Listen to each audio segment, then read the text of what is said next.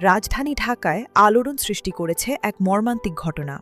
ঢাকা বিশ্ববিদ্যালয়ের theatre and performance studies বিভাগের শিক্ষার্থী মুনিরা মাহজাবিন মিমোর ঝুলন্ত মরদেহ উদ্ধার করেছে পুলিশ। প্রাথমিকভাবে ধারণা করা হচ্ছে, ব্যক্তিগত সম্পর্কের জটিলতা থেকেই এমন চরম সিদ্ধান্ত নিয়েছেন তিনি।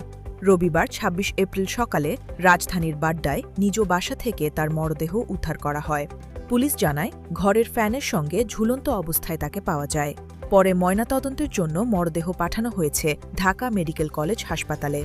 ঘটনাস্থল থেকে একটি সুইসাইড নোট উদ্ধার করা হয়েছে, যা তদন্তে নতুন মাত্রা যোগ করেছে। ওই নোটে ২ জনের নাম উল্লেখ রয়েছে বলে জানিয়েছে সংশ্লিষ্টরা।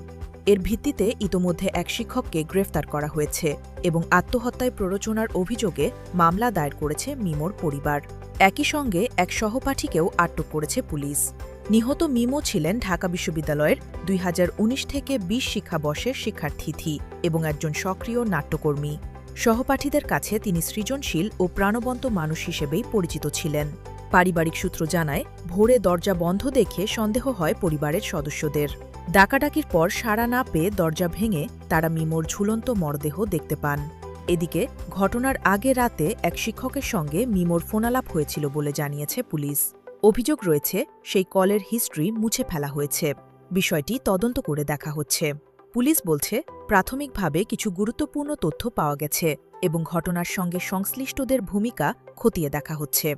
এই মৃত্যুর পেছনে প্রকৃত কারণ উদ্ঘাটনে তদন্ত অব্যাহত রয়েছে। এই ঘটনায় শিক্ষার্থী ও সাধারণ মানুষের মধ্যে শোকের ছায়া নেমে এসেছে।